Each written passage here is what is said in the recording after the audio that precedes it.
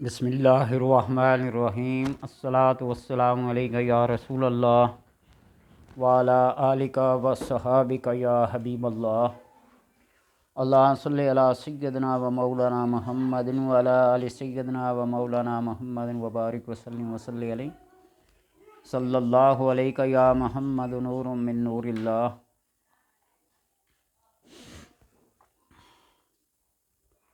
بعض لوگ short cut کے متمنی ہوتے ہیں اور طلبگار ہوتے ہیں کہ کوئی چیز ایسی شارٹ سی ملے، مختصر سی ملے اور پھر اس کے اوپر محنت بھی نہ کرنی پڑے۔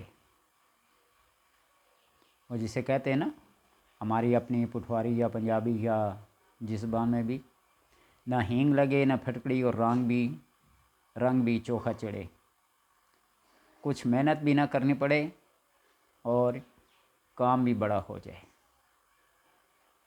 ایسا بعض دفعہ ممکن ہوتا ہے، ہر دفعہ نہیں۔ کسی لاکھوں میں سے ایک آدمی کا ہو جائے تو ہو جاتا ہے، ہر ایک کا نہیں ہوتا۔ محنت اللہ تبارک و تعالیٰ نے ہر کام کے اندر شرط اول رکھ دی ہے۔ ان سعیکم لشتی، سورہ واللیل کو پڑھے نا، تو اس میں اللہ نے فرمائی ان سعیکم لشتی، تمہاری کوششوں کو مختلف بنا دیا گیا ہے۔ کوئی کسی طرح سے، کوئی کسی طرح سے، کوئی کسی طرح سے۔ کوئی کرسی پہ بیٹھا صرف سائن کرتا ہے تو لاکھوں کی دیہڑ لگ جاتی ہے۔ کوئی دن بھر مزدوری کر کے بڑی مشکل سے 150 روپیہ اس کے مقدر میں آ جائے، دیہڑی کے پیسے مل جائیں، کوئی دے دے، بڑی بات ہے۔ اور کوئی کچھ بھی نہیں کرتے، فتوحات غیبیہ مل جاتی ہیں۔ بہت سارے ایسے مسائل اور ایسے عملیات اور ایسے وظائف آپ کو یوٹیوب میں مل جائیں گے۔ میں کیوں کہ خود اس فیلڈ میں آ گیا ہوں۔ میں یہ نہیں کہتا کہ میں بہت بڑا چیمپئن ہوں یا بہت بڑا صاحب علم ہوں، نہیں، لیکن لوگوں کی جب باتوں کو، ان کے ٹائٹل کو دیکھتا ہوں، 25 لاکھ 20 لاکھ 2 کروڑ 5 کروڑ روپے سے وہ نیچے آتے ہی نہیں کہ یہ پڑھو تو یہ ایسے مل جاتا ہے، یہ پڑھو تو ایسے مل جاتا ہے۔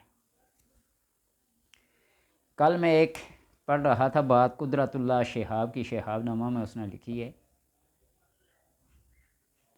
کہ جب کسی مقدس ہستی کی نسبت، اس کا واسطہ دے کر کوئی دعا مانگی جائے یا اس کو درمیان میں ذریعہ بنایا جائے تو اللہ تبارک و تعالی اس نسبت کی وجہ سے، اس بڑی ہستی کی عزت و مقام کی وجہ سے اللہ تبارک و تعالی اس کا کام بھی کر دیتا ہے۔ وہ اپنے بارے میں قدرت اللہ شہاب لکھتا ہے کہ میں نے کسی نے مجھے بتایا کہ 2 نفل پڑھ کر حضرت فاطمہ الزہرا رضی اللہ تعالی عنہا کی بارگاہ میں پیش کیے کہ اپنے والد محترم جناب نبی اکرم صلی اللہ علیہ وسلم سے میرا یہ کام کروا دیں، اور مجھے چند ہفتوں کے بعد ایک خط ملا جس میں نے جس خواہش کا اظہار کیا تھا وہ خواہش میری پوری، اور مجھے حرمین شریفین لے جایا گیا اور چلا گیا میں۔ ایک بزرگ نے مجھے دیکھ کر یہ کہا کہ تمہاری حیثیت اور تمہاری قابلیت تو نہیں تھی، لیکن تمہاری سفارش قبول ہو گئی، تم آ گئے۔ کیا بات ہے نسبتوں کی، اور وہ بھی پنجتن پاک جیسی ہستیوں سے۔ حضرت فاطمہ الزہرا رضی اللہ تعالی عنہا وہ شخصیت ہیں، وہ لجپال ہیں کہ ان کے ہاں سے، ان کے در سے کوئی ناکام اور نامراد واپس نہیں جاتا۔ ہاں، جس کے مقدر میں اللہ تبارک و تعالی ذلت اور خواری لکھی ہوئی ہو، وہ جس طرح کفار کے بارے میں ختم اللہ علی قلوبہم ولا سمعہم ولا ابصارہم، اس کی طرف سے اگر مور لگی ہوئی تو اس کو نہ ملے تو اس کی اپنی بد نصیبی ہے۔ لیکن نصیبوں کا جاگنا، مقدروں کا بلند ہونا اور بھاگ لگنا، یہ پنجتن پاک کے ساتھ خاص ہے۔ شیخ سعدی نے ایسے ہی نہیں کہا الہی بحق بنی فاطمہ کے بر کول ایماں کنی خاتمہ، اس لیے اپنی نسبتوں کو ایسے بلند و بالا ہستیوں کے ساتھ رکھیں۔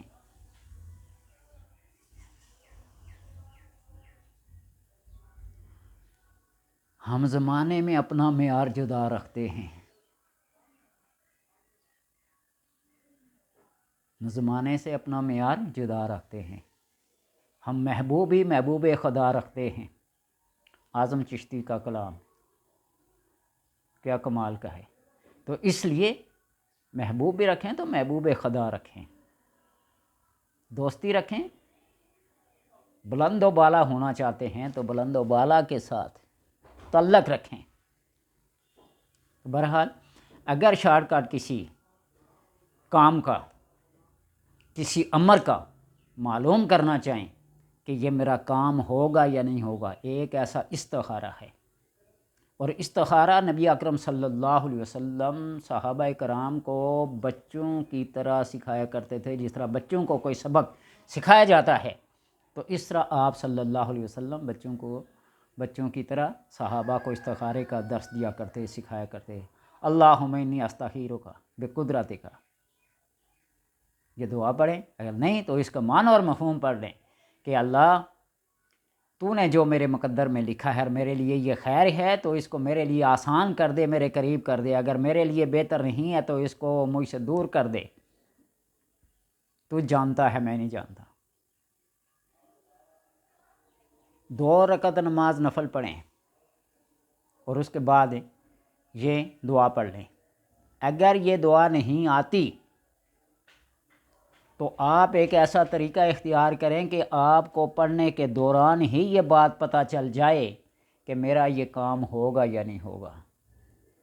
اور یہ ایک ایسا استخارہ ہے کہ آپ کو کرنے کے دوران ہی پتہ چل جائے گا۔ وہ استخارہ آپ پڑھ کے قبلہ رخ منہ کر کے دائیں پہلو پہ لیٹیں گے، آپ سوئیں گے، آپ کو خواب آئے گا، پھر اس میں آپ کو اشارات دیے جائیں گے کام کے ہونے یا نہ ہونے کے، آپ سمجھ سکیں یا نہ سمجھ سکیں، وہ ایک علیحدہ بات ہے۔ لیکن یہ جو استخارہ میں آپ کو بتانے لگا ہوں، 2 رکعت نماز آپ نفل کی نیت کر کے قضاء حاجت کی کھڑے ہو جائیں، ثنا، تعوذ، تسمیہ، فاتحہ جب پڑھتے ہیں تو سورہ فاتحہ کی یہ آیت جس کو میں اکثر کہا کرتا ہوں کہ بندے اور رب کے درمیان برابر برابر تقسیم ہے۔ پہلی 3 آیتیں رب، آخری 3 آیتیں مخلوق بندے، اور درمیان والی آیت ایاک نعبد و ایاک نستعین، یہ بندے اور خالق کے درمیان مشترک ہے۔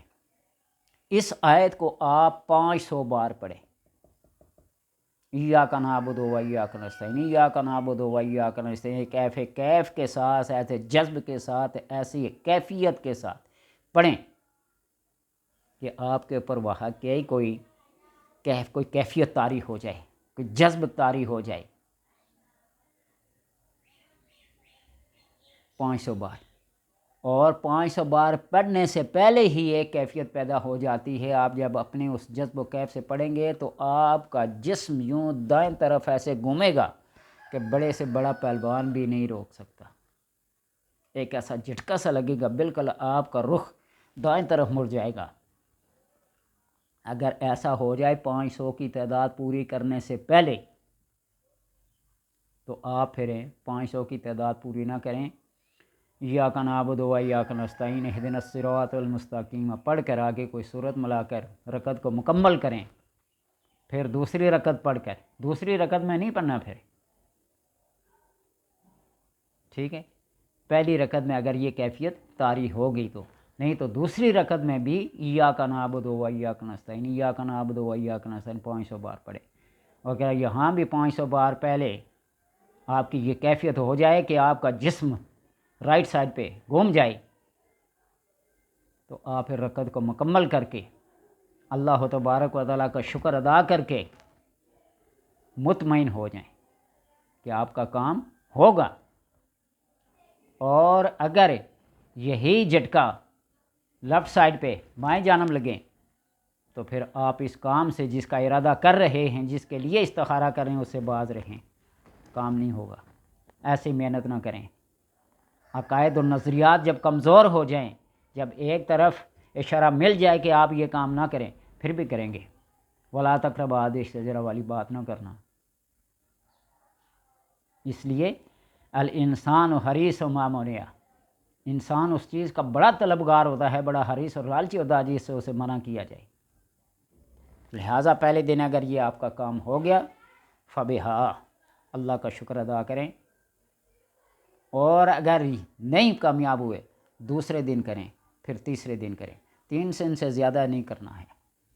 اللہ کی حکمتیں اور مصلحتیں ہوتی ہیں۔ نماز پڑھنے میں کوئی بات نہیں، آپ نفل شکرانے کے قضاء حاجت کے پڑھتے رہیں لیکن اس کام کے ارادے سے نہ پڑھیں۔ یہ اتنا مجرب المجرب ہے۔ اور اگر آپ 2 نفل بھی نہیں پڑھ سکتے، اب میں نہیں کا لفظ بھی مجبوری سے کہہ رہا ہوں، وہ کون سا مسلمان مومن ہوگا جو 2 نفل اللہ کی رضا کی خاطر نہ پڑھ سکے؟ تو پھر آپ باوضو علیحدہ کسی کمرے میں بیٹھ جائیں اور پھر اس آیت کو نہیں، اس سے اگلی آیت جو ہے اہدنا الصراط المستقیم، اہدنا الصراط المستقیم، 2 زونوں بیٹھے ہوں یا چوکڑی مار کے بیٹھے ہوں، تو پھر اس کو آپ اس جذب و کیف کے ساتھ پڑھیں کہ یہی کیفیت آپ کے اوپر تیاری ہو جائے، جسم یوں گھوم جائے، اس کو کریں، اور لیفٹ کی طرف ہو جائے تو اس سے باز رہیں۔ یہ ایک ایسی کیفیات ہیں، ایسی مختصر سی بات ہے جس کا رزلٹ آپ کو فی الفور اس عمل کے دوران ہی مل جاتا ہے۔ لیکن وہ استخارہ جو مشہور استخارہ آپ صلی اللہ علیہ وسلم صحابہ کو سکھاتے تھے، وہ سب سے زیادہ بہتر ہے۔ بعض دفعہ اشارات ہوتے ہیں، اور اشارات کو سمجھتے سمجھتے انسان کا تھوڑا سا ٹائم گزر جاتا ہے، لیکن اگر یہ فی الفور اگر رزلٹ ملے تو انسان تھوڑا سا کیا ہو جاتا ہے، مایوس ہو جاتا ہے۔ رائٹ سائڈ پہ ہو جائے تو خوش ہوگا، لیکن لیفٹ کی طرف ہو گئے تو وہ پھر کیا ہو جائے، اسی وقت مایوس ہوگا، کیا پتہ اس کی دوسری رکعت بھی اس ذوق کے ساتھ، اس شوق کے ساتھ پوری ہو یا نہ ہو۔ لیکن خواب کی صورت میں جو آپ کو اشارات ملیں گے وہ آپ کے لیے تسلی بخش ہوں گے۔ اللہ تبارک و تعالیٰ سے دعا ہے کہ ہمیں تعلیمات نبی صلی اللہ علیہ وسلم کو سمجھنے اور پاکیزہ ہستیوں کے نام لینے، ان کی تابع داری کرنے، ان کا فالوور بننے کی اللہ تبارک و تعالیٰ توفیق دے۔ اس لیے کہ نسبت اگر کنکریوں کی سونے کے ساتھ ہے تو وہ تول میں بھی، اپنے وزن میں بھی قیمت سونے کی رکھیں گی، اور اگر سونے کی نسبت کنکریوں کے ساتھ ہے تو وہ پھر اپنا قیمت و وزن اسی کے ساتھ ہوگا۔ دیکھ لیں، نسبت اعلیٰ ہستیوں کے ساتھ ہے یا گھٹیا لوگوں کے ساتھ ہے۔ صحبت صالح را صالح کنن، صحبت طالح را طالح کنن۔ نیک لوگوں کے ساتھ رہیں گے تو نیک رہیں گے، بد کے ساتھ رہیں گے تو پھر اس لیے اپنی نسبتوں کو پاکیزہ رکھو۔ اللہ تبارک و تعالیٰ توفیق عطا۔